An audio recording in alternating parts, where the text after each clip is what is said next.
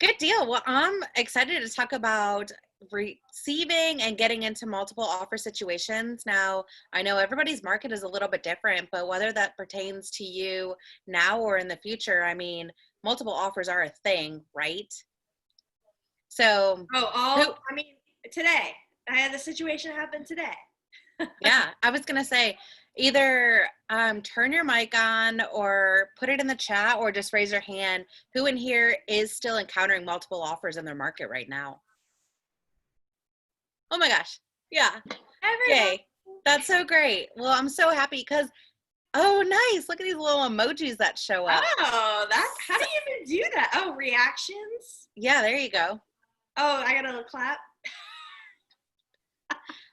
That's so exciting because I feel like we're all in different market centers, right? And like we all, like just throughout different areas, we talk about all the time, like shortage of inventory or like excess inventory, and so it's really cool to see that each of us are still experiencing multiple offers. So that shows that we're in a healthy market still. So yay, good deal. It's great being on the listing side. Let's just say that. Like, that's just like your dream. You're so happy. You're like, oh, my seller is going to love me. But Yeah. when you're on the buying side, you're like, all right, this might not happen. Are they going to ditch me? Like, you need to like I feel like, okay, this is the thing with real estate. And this was one of my mom's, like, my favorite tip from her was like, sometimes you get in multiple offer situations and that buyer might blame you for you not getting them that deal. And then like you don't look good and they might ditch you. And I feel like I've really learned from that and we're going to get into it, but like educating that buyer on, what's really going on. And because, I mean, I hear it all the time from agents saying that they end up getting ditched because the buyer thinks, oh, the realtor's not doing their job or not fighting for them, right? So we'll chat about that. Awesome. Yeah, that sounds good. So on that note, let's just transition right into buyers. And so representing buyers when it comes to multiple offer situations. When I have my buyers consult, that's one of the things that I bring up because it depends. For here, it's not only a price range thing, but it's also a location. And so you might not have as many homes on the market, but you might have, tons of buyers that are out there, and you just don't know that you're going to get into a multiple offer situation until, reaching out to the agent or scheduling the showing. And so for us, it's price, but it's also location too. Do you also experience that? Yeah, and I will mention one thing that I think it is important for you to mention to your buyer is because there's just this expectation that, okay, we're putting in an offer and let's say there are multiple offers. Well, it's not, at least here anyways, it's not very black and white. Like, it's not like, oh, that automatically means that we're going to go in highest and best. Sometimes the seller can just pick one and decide to go with that person or maybe the first person or whatever the case is. So I always tell the buyer that, like, when we're going through the whole process of looking at houses, I feel like I'm just constantly trying to educate them. And one of the things that I'll mention is like, hey, it's not black and white. So if you decide to put in an offer, they do have other offers. They might just go ahead and decide to pick somebody, or they might decide they're going to do highest and best. And then we'll have a certain day or time that we have to respond back to that. So I just don't want you to be disappointed. Like, I always want to set that up ahead of time so that they're prepared, because just like today, I put an offer on a property and for myself, and they had decided that they were going to accept the offer that they received last night. Like, they had already decided they were going to do that, and they're not going to do multiple offers, highest and best. And I feel as though that's really discouraging for a buyer, and they're going to be so disappointed. And I think if you set the expectation ahead of time, then, they're not going to be mad at you about it, right? Yep. Absolutely. And one of the things that I do set in the buyer's consultation is going over that, hey, in this price range or in this area, it is common for us to experience a multiple offer situation. I want you to know going into it that, one, it's not out of the norm. And two, I'm going to share with you ways that we can set our offer apart from the other buyers that are out there. And one of those steps is reaching out to the agent to say, what is important to your sellers in regard to the offer that they choose?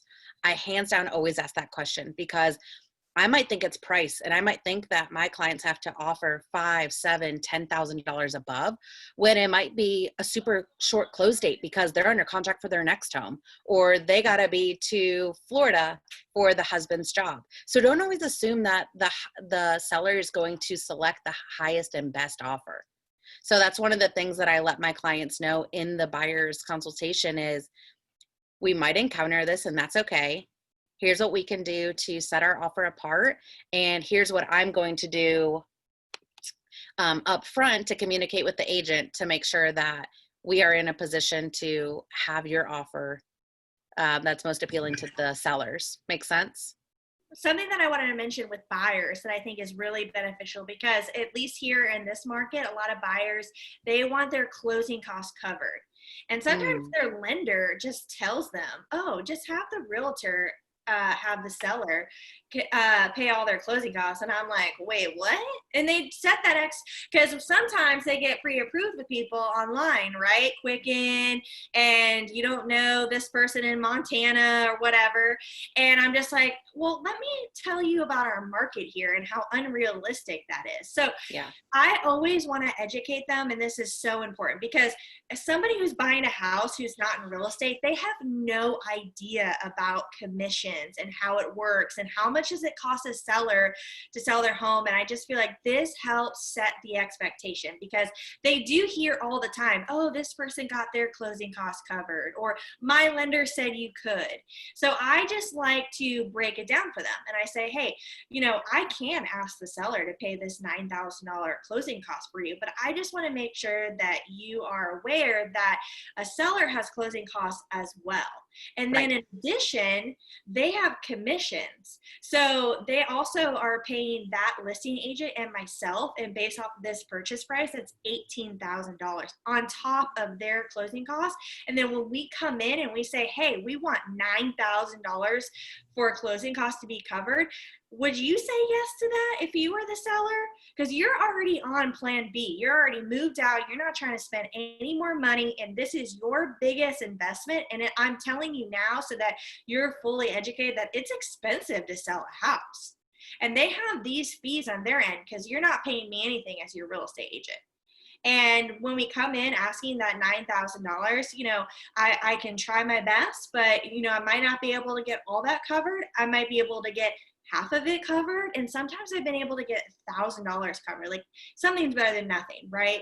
But I just, at the end of the day, I feel like buyers have no idea about that side of things, because how would they know? And I feel as though, as a realtor, so that they don't get disappointed if they don't get all their closing costs covered, this sets you up so that you don't look like the bad guy, right? Yeah, for sure. And one of the things that I do in my buyer's consult is go over what their closing costs look like and say, hey, here's what we can do. Some of these are negotiable, and I put stars next to those. And then I actually have a list of other ways that we can make their offer appealing. Some will cost you money and others won't. So accommodating a seller's closing date does not cost you a dime, right? So if the seller needs to close in 45 days because they have an offer out on a home, or they have a new build that's under contract, but it's not set to completion for another 45 to 60 days. And if my people are in a month-to-month lease, hey, extending the closing date out by 45 or 60 days does not cost you a dime, but puts you in a better position to get your offer accepted because you're accommodating their close date. So it doesn't cost you anything. So that's a free way. Also, I don't know if you guys have lease backs. So we have lease backs. And so, hey, if we give 72 hours for the sellers to move out and don't charge them anything, they're going to feel less pressured for moving and closing. And by you giving just a couple of days, getting your offer accepted, hey, again, it doesn't cost you anything. In multiple offer situations, I think it's important to mention about the closing costs, because It's like, hey, you're trying to get, it's very, I don't know about your guys' market, but here it's like every buyer wants their closing costs paid for, which shoot, I do too. But I just feel as though, educating them in multiple offer situations, it's all about the dollar amount at the end of the day. And, just think if someone comes in and they're not asking for closing costs, well, who do you think that they're going to pay? Yeah, that's right. Another way too is getting with the lender and seeing how long is their financing period. So a typical is, 21 days, but hey, if we can make it shorter to 17 days, 14 days, ask the lender how confident they are that they can get through the underwriting period. Again, that doesn't cost your clients anything if they're rock solid for financing. So just a way for their offer to stand apart, but at the end of the day, not costing them anything.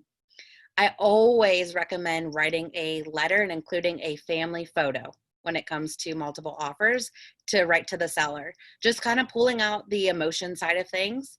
And, if you have 5 offers on the table and nobody wrote a letter, but you wrote a letter on how much this home would mean to you and your family and your kids growing up and going to these schools and playing in the big backyard with a trampoline that your kids always dreamed of, things like that are going to bring out the emotions for a seller all day. It's going to make your offer stand apart.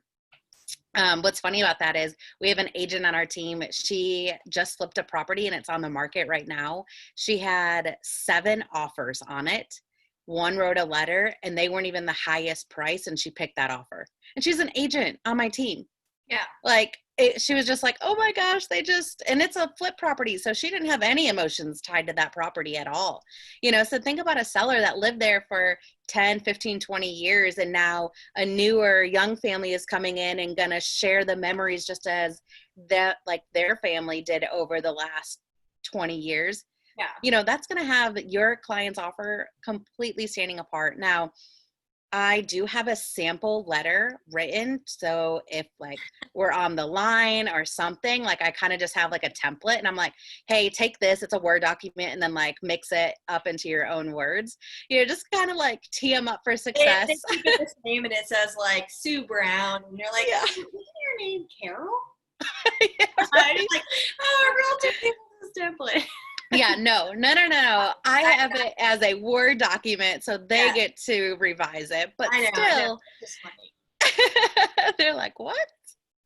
Yeah, so, those are a few things that you can do to having your client's offer standing apart from, any others that might be there on the table as well. I've been on the listing side of things and gotten the letters, and sellers really do like that. I really haven't had a lot of buyers that have done it, but I was talking to a realtor this morning about it, and she was ranting and raving about the benefits of writing a letter. And even on her particular home, they wrote a letter and they ended up getting picked over this cash buyer because of her story. So I mean, it sounds like it could really make or break. Right. I mean, we all know that there's so much emotions within real estate. It is so emotional for people. Yeah, exactly. And if somebody's selling a property that really means something to them, then, they're going to take the time to look at a letter, and your clients might even be able to explain why they can't offer, thousands over. And yet it still just might grab at the heartstrings of a seller and your client's offer getting accepted. Yeah. So I'm all about listings. And I wanted to share with you this story because I'm just like, how does this happen? I had this listing that I put on the market and it was so cute. This was all very recent, the last week or two. And I got 8 offers. And one of the guys that put the offer in, he had called me and he was like, hey, because I had to call all 7 other agents and tell them hey, this didn't work out, but hey, put in a backup offer, right? So I'm on the phone with one of the guys and he says, hey, I work with a lot of buyers and, we're just constantly having to do multiple offer situations. And what is it about an offer, you're more experienced, what do you do in these types of situations to stand out? So I told him, I was like, bing, bang, boom, this is what you need to do. And you won't believe what happened. I have this other listing about 45 minutes away, and he has a totally different buyer. And probably 3 or 4 days later, I had an offer on that listing, and then he came through and put in an offer as well. And I was like, well, now I got multiple offers. And so I told him, I was like, look, just put your best foot forward. And guess what this guy did? He drafted up an offer, and he did bing, bang, boom. Everything that I said. And I was like, oh yeah, let's go. But I was just like, how ironic. Like, Jacksonville is huge, and this was a totally different buyer and totally different listing, all the things. And I was like, that is just so crazy. But he literally did everything that I had said. And I was like, yeah, this is a strong offer and what every listing agent wants to see. So we're going to share about that. Yeah, absolutely. One of the things too that my team does is we put together what an appealing offer would look like up on the MLS. So if you're a newer agent or if you're in a multiple offer situation, What? it's like instructions. The seller wants to see X, Y, and Z in the offer. And if you do this, your odds of getting your offer accepted are drastically increased. So use that in Jacksonville. In the documents tab, you have like a sample offer? It's a bullet pointed document. Huh. Well, wouldn't like a document be like, we want list price? Or what do you mean? Like, are you breaking down like terms, like financing contingencies, home inspection periods? Okay. Yep. $50 a day, 5-day option period, 14 to 21 day financing period, 30-day close. So that as us as listing agents, you know, we're not having to negotiate, you know, as much because they've already took our instructions and they've teed up the offer beautifully from the beginning. And then I'm able to present it to my seller and look like a rock star at the end of the day because it's exactly the terms that they wanted. Oh my God. Jacksonville is about to blow up with you using it now, huh? Amanda, do your sellers know that you have that up there? Like, do you, and you ask them like the questions and everything? So usually from like motivation and things, we know those answers ahead of time. But yeah, as one of our value propositions of when I go on a listing appointment, and I'm usually up against multiple agents because I go on a lot of expired appointments. That's one of the things that I say is, hey, what we're going to do is we're going to put together a document that says, here's what our client would like to see structured in an offer so that it allows you to get the offer right from the beginning and us present it to you. And they all are like, wow, that's amazing. Yes. Because we explain to them on how much emotions come out in real estate. And so when you're going back and forth with negotiations 3-4 times, the buyer is now disconnected, right? They don't have as much they don't have as much emotions after all those negotiations. They're like, yeah, it's not that overwhelming for them. Yeah. And they don't understand that sometimes you have to go back and forth. And the same thing with multiple offers. They're like, forget it. So that makes sense. Yeah. Exactly. Some of the other things, paying title or paying survey can set your clients apart, especially if they're, you know, they have maybe a couple $100 or a couple $1,000 on the table to kind of work around. Those things can just make your offer stand apart. Higher option dollar amount. So typically like, you know, 5 days for $200, that's standard. But if your clients are very serious about it, you might do 5 days for $300, right? I bet you there's not going to be any other offer on the table for that little days and that high of a dollar amount. So just different things that you can structure their money around to make your offer stand out from the others. You guys use escalatory clauses? I don't know what that is. Oh, really? I'm going to ask you about that if anyone uses that. Yeah. What does that even mean? So instead of just, oh, sorry, you go. Go ahead. Amy, you got it. Instead of just like telling your buyer, there's another offer, we have to offer $7,000 over asking to have a shot at this. And then they get all upset with you because they think that you're spending their money. You could do like an escalation clause where you say, this is my offer, let's say at $240, but I'll offer to pay $2,000 over anyone else's offer up to, but not to exceed $250. Is that kind of the idea? Yeah. So we don't, so it's not called that. That's like a super fancy term here in Texas. We don't use that term. We have what is it's an appraisal addendum. So it's only allowed on conventional offers. And basically it'll say like, we will pay X amount over or X amount over appraisal amount. So we have that too, over appraised value. Yeah. But that's and that can be a great negotiating strategy for a multiple offer situation. But okay. This is not even. So it's not even. Not talking about the appraisal. Sorry, it's just talking about someone else's offer. Like I'll beat their offer.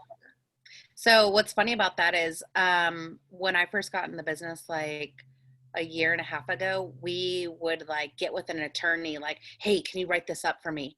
Like because we can't put that into like a special provisions, which is what a lot of agents were doing. It was basically like the special provisions. If you were to word it like that, you're acting as an attorney, and that just, it's not okay here in Texas. But so that was a thing. And then after, like to kind of combat that, they came out with the appraisal addendum. So anybody that wants to offer more or over appraised value is only somebody with a conventional loan that can do that.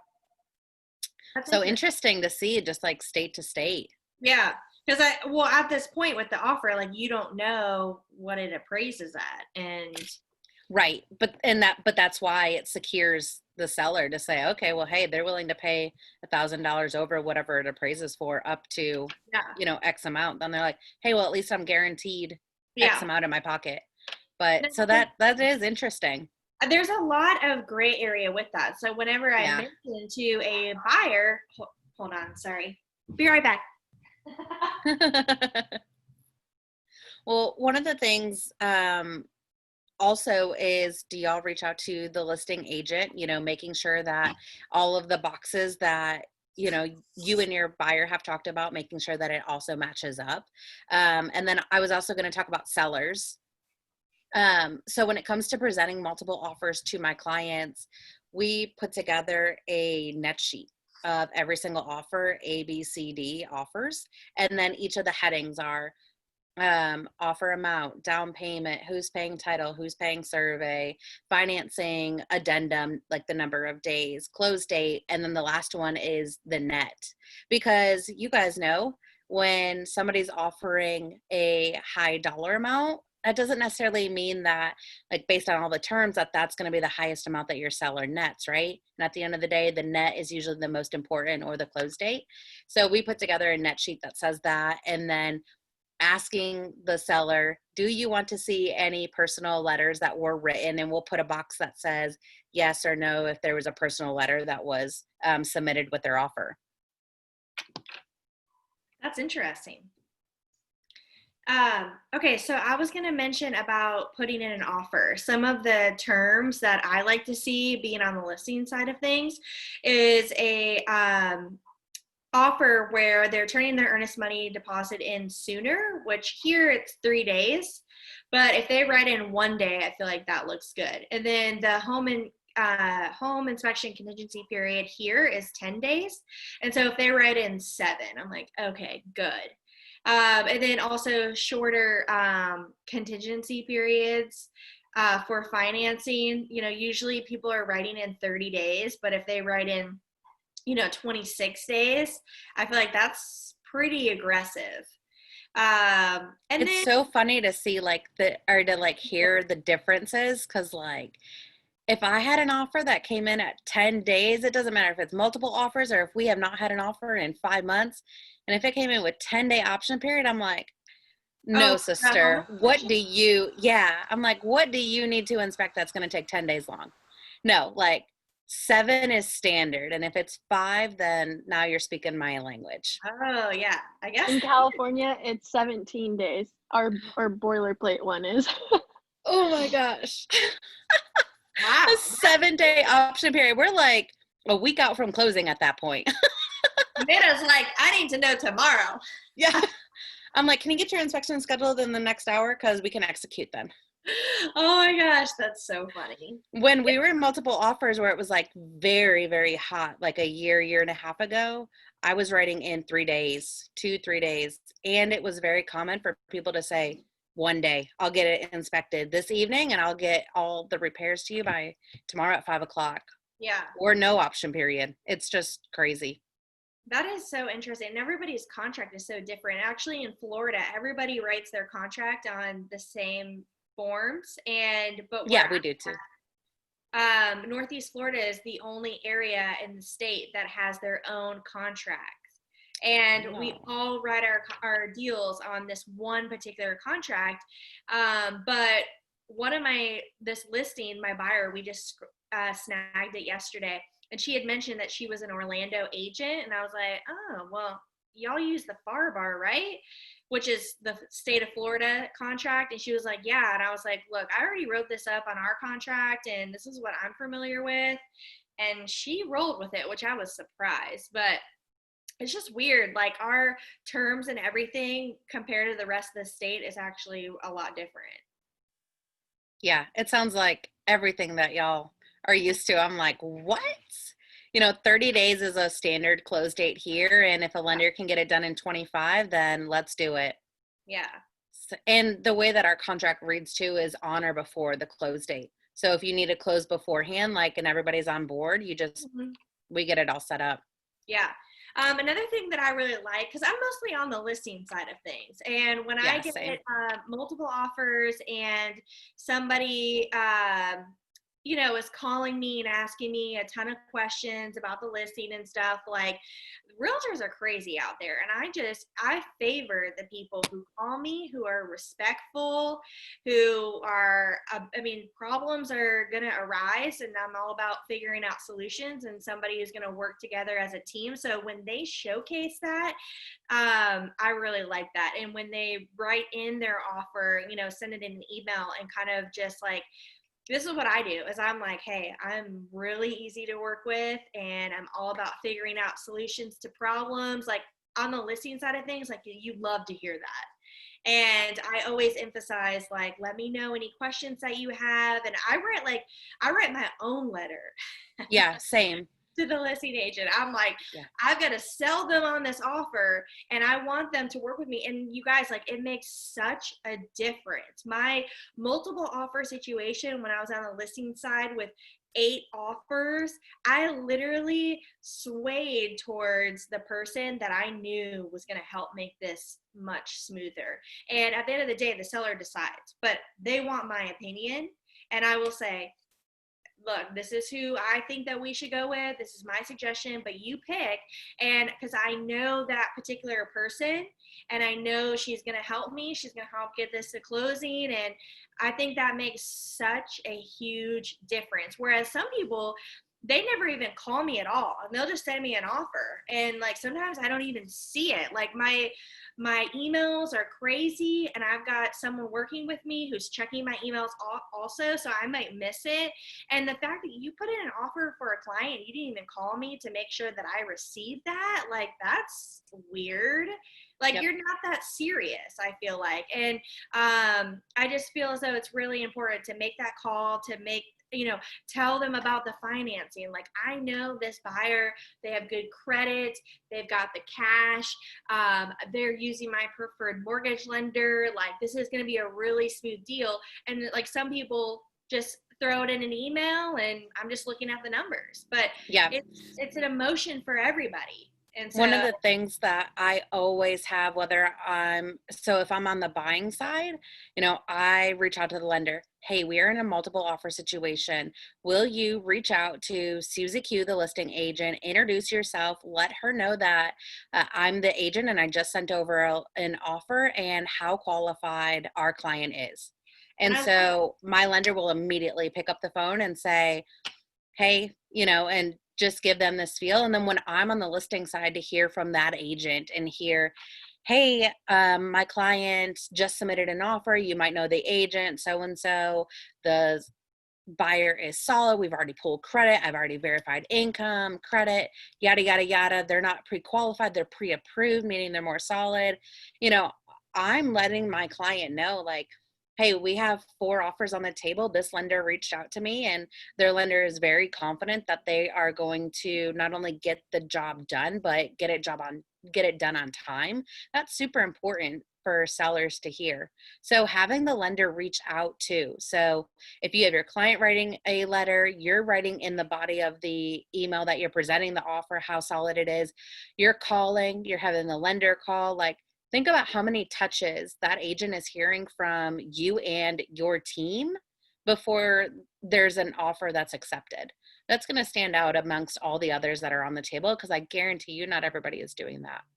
What lender wouldn't want to do that? They're like, right. Yeah, let me get in. Let me talk to this other agent that I'm not getting business from and make an introduction and wow them and potentially get their business as well. So you could even mention it that way, like, hey, this is a great opportunity for you.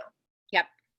Yeah, absolutely. And, you know, just like you said, we also sell the listing agent on our client's offer, and we put here below are the offer highlights that are going to stand out between you and your client. And we put together, you know, over list price, short option period, 1% or plus for earnest money, short contingency, you know, anything like that. We're highlighting that so that they're not having to go through the offer, because we all know in this business, not all agents are created equal and they don't all do the same job. Amen. So if I can make their job a little bit easier by, and I shouldn't even say me, because it really is, it's our team and our transaction coordinators. They really are the success with selling the offer.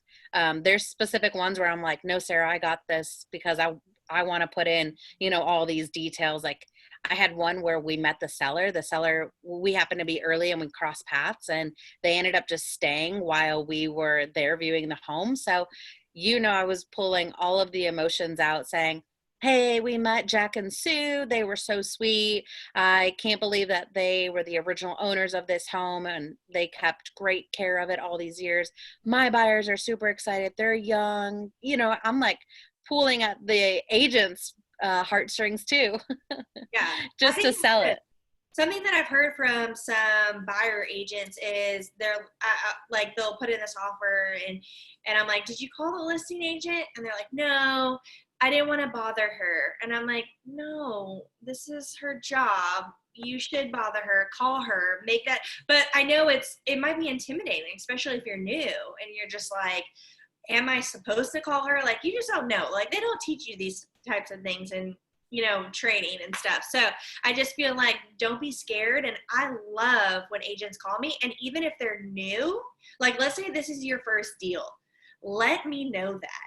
And that's perfectly fine. And the offer that I put on yesterday, she's in Orlando and she's new and she does this part-time. Like, she has a full-time job. And I was like, all right, this is what you need to do, yada, yada. I'm like telling her all the things, like, I'm all about working together. But that listing agent might not even be a full-time successful realtor. You know, they might be in another market or part-time or listing their buddy's house. So it's nothing to be intimidated about. Yeah, I totally agree. My team lead, she had a $750,000 listing, and the agent came out and said, hey, I'm new. And she was like, let me help you. Like, we are on the same team here. Negotiations don't work like this. They work like this. Like, let me help you explain it to your clients like this, or here's the understanding of why the sellers are countering on this. So don't be afraid to be upfront and have those conversations, because at the end of the day, we're all trying to get to the same goal here, and that's to the closing table, right? So be upfront with it. Okay, do we have any questions? Let's see. I'm sharing all these tips because all of y'all are in different market centers, so. And if you were to put an offer in on my property, here's what you know how to. Well, that's what exactly just happened to me. I told this guy what to do, and it worked out well, because on my other listing that I had, he had a buyer and he did exactly what I said, and I set that expectation. So I'm happy to share this with every Jacksonville realtor. Yeah, no, I get it. All right. Tap out on the offer when you offer above appraised value. Do you say buyer will pay X amount of dollars above appraised value up to a maximum, or you just go above For who, me? Yeah, you or Stevie, Amanda. So ours is an addendum. So it's only for conventional offers, it's an addendum. And yeah, there's options A, B, and C. And if I'm the listing agent, I mark box B, whereas if I'm the buyer's agent, I mark box A. So it just kind of varies there depending, because I do want their money to be protected, right? Like if I'm the buyer's agent, I'm clicking box A because I want their money to be protected.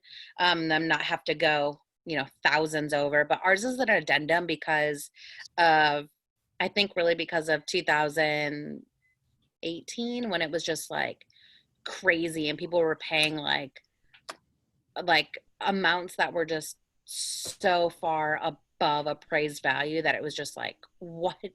See, Like, we never had that here. I feel like yeah, we did. The escalatory clause, it's not saying that I'm going to pay over appraised value, because at the end of the day, we only want appraised value.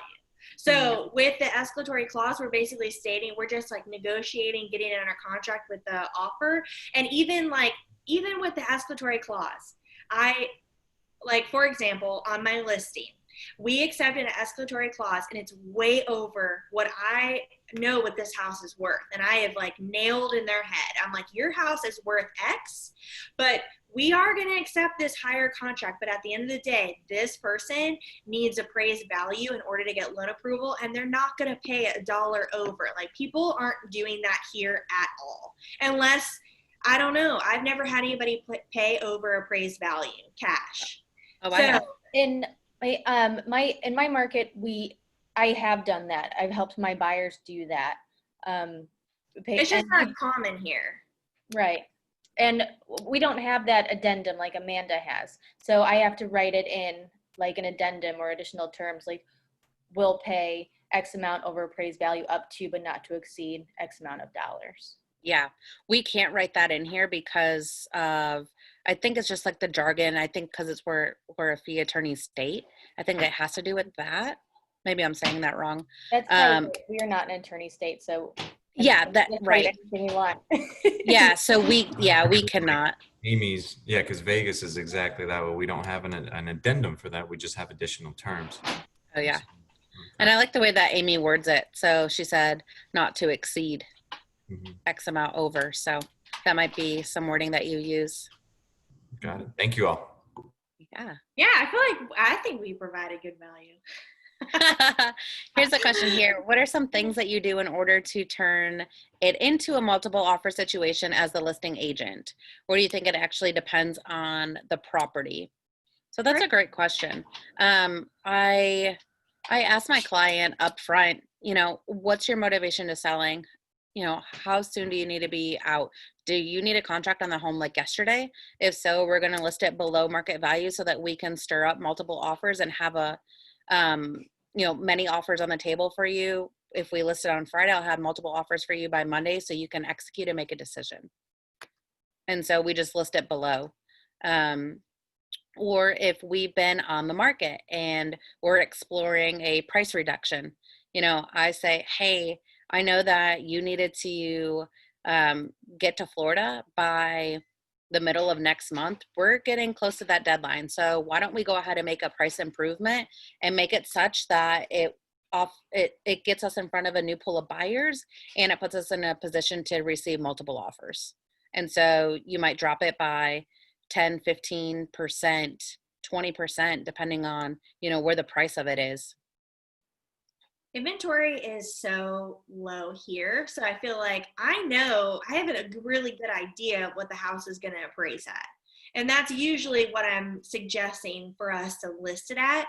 And if they listen to that, and considering inventory is so low right now, properties do go really quickly here. But if I'm listing it like crazy overpriced, then that's not going to happen. But I don't list properties way overpriced and I feel as though as the realtor, when you're at that house, every seller wants to list so high, right? They want to get as much money as possible. And I totally get that. But my job is I'm here to educate them. I want to set the expectation because at the end of the day, it's all about the appraised value. And that's the data that we have. I'm not an appraiser. and it is an opinion of value, and I express that to them. But at the end of the day, I'm like, there's a comps of exactly what they're going to look at that have sold within the last 6 months that's comparable to your property, and this is what it's telling me. I'll give them a range. I don't give them an exact number, but I'll give them this range. I'm like, we should list within this range. And every time, though, I tell you what, just keeps happening to me over and over, and I'm like, oh my gosh, it's like getting to be funny. I tell them what it's worth, and I leave the house, and they're like, yes, Stevie, we're good with 250, good. Well, Stevie, this in a text. What do you think about 260?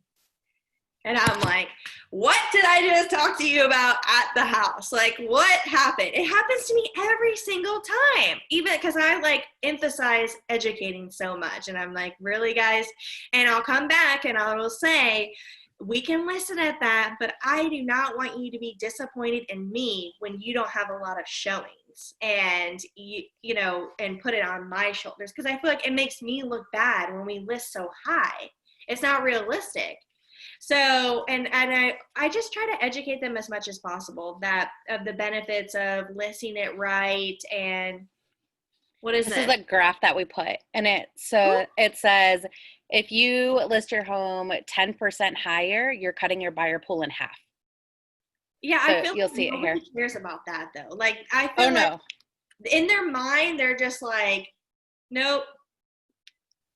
So should anybody want to list it like way above, we usually will put it in the listing paperwork to say, yep, listing agent and seller agree to reduce the price to $250,000 if no offer received by June 15th. That's exactly what I come back with. When I get that text of, can see me? Oh my God. I never get that text. Can we just try? Because I think I nail it in their head of what I want to list at. And then they think I'm going to be like upset or disappointed or something about going higher. And because I want to be very realistic with the listing price, because I want it to go quickly. And so they come back, they tell me this price. Oh, let's do 260. And then I'm like, I don't think that's a good idea. I forget where I was going with that. What were we talking about? Listing it above. Yeah, I forget. Lost my brain. Melissa asked, where do you put that, Amanda? The listing agreement and the special provisions. So we'll put that in there should somebody want to. It's very, so depending on the client situation, I might give them 3 different prices to say we can list it as is at this price. If you do a little bit of sprucing up, we can list it here. And if you do X, Y, and Z and put money into it, here's where you're going to get the return on in value, and we'll list it here. And so if they're like, no, I'm not willing to put that into it. Okay, great. So we need to list it here, right? And so if they do come back and say that, I have that conversation like, hey, remember I said that we can definitely list it at 260. However, in order to justify the price at 260, we need to do yada, yada, yada, yada, yada. Have your priorities changed where you're now willing to do those items? And if they say, no, I'm not willing to do that, well, then isn't it the right thing to do that we listed at market value because your home doesn't reflect X, Y, and Z in it? Bam. They're like, done. But we could talk about pricing on a different day.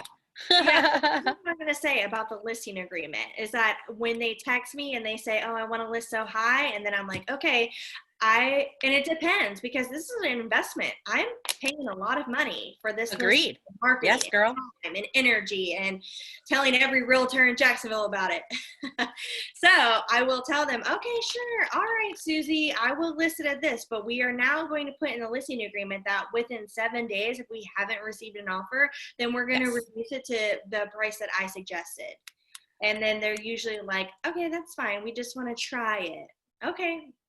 And that's fine. Yeah. And we're in agreement. And then it sets the expectation, because a lot of times agents don't, and they just tell the seller, okay, yeah, we can list it at that, but within 7 days or 10 days or whatever, we're going to reduce it to X amount. Well, you know what? They forget. And then you got to have that conversation again where you're like, hey, you know, and they might be feel a little frustrated. And then you're like, we need to reduce this price. Yeah. Well, you already have it in writing. The expectation has already been set. They've already signed off on it, and you can just go in and do that price reduction. Yeah. Absolutely. And if you guys have coming soon, so our team was just talking about this today. If you have coming soon, that's the time where you can test out that price. See the activity that you have at that price for 14 days as coming soon, and see what the activity is like. If you're having great activity, awesome. Put the home active on the market at that price. Because there's some times where I'm like, oh, I missed the ball. Like, I missed the boat. I'm so sorry. Like, I was really thinking 255, and it turns out that we got a full price offer at 260, and you know, the appraisal came back. Like, great. I am willing to say I was wrong in those instances, right? But yeah, that never happens. Never. I'm always right. But, you know, test it out in the coming soon status, and then should, you know, you have zero interest or activity, you know, then that's when you say, okay, great, we've listed it coming soon for 14 days at your price. We've seen and tested that out, and it shows that we're not having the results that we wanted. So let's go ahead and let's reduce the price. Let's make it active, and let's get you on to Florida by the end of this month. I always say, like, I'm disappointed. Like, we are, based off of the stats, like, we should have had way more showings. I'm really disappointed, and I really think that we need to reduce this price. Well, and remember this too. This is something that I was taught early in the market, early on, and it's not you, it's the market, right? Yeah. I'm not saying your home isn't worth 250, right? Yeah. I'm not saying your home isn't worth 250, but based upon the feedback, the market statistics, that's what's telling us that we need to make a reduction. Yeah, and that's why I emphasize, not me. The market is all based off of these comps and what the data that we're looking at. So the average days on the market, like, I'm having that conversation with them. So I set the expectation of how long it's going to take to sell. And then also with, like, the comps, I'm like, this is what everything is based off of right here. Not how much money you need to go to California. That's not, the market doesn't give a shit. It's based off of this, like what I'm giving you right now. This is what the appraiser is going to be looking at. Now, it might be off a couple thousand because it's an opinion of value. So you could have 5 appraisers out of this property. You're going to get 5 different values. But this is a really solid range, and with me as your real estate agent, is I meet that appraiser and showcase to him all the upgrades that you've done to the property since you purchased, and I provide these comps because sometimes they are appraisers out of our market, and I want to make sure that they're educated on the growth here. And I go meet with them, I have a conversation where a lot of real estate agents aren't doing that, and I'm going to try to help persuade his opinion. Yeah. It does. Yeah. Going above and beyond to make it happen. And then they're happy about that. They're like, oh, okay. Yeah. My friend Susie, her realtor didn't go meet the appraiser. So, and then you're like, yeah, Susie should hire me. Right. That's right. I was just going to say that. Susie made a mistake. And that's why Susie's no longer in the business, or that agent is no longer in the business. All right. Good deal. All right. Well, I hope you guys got a lot of value from this. And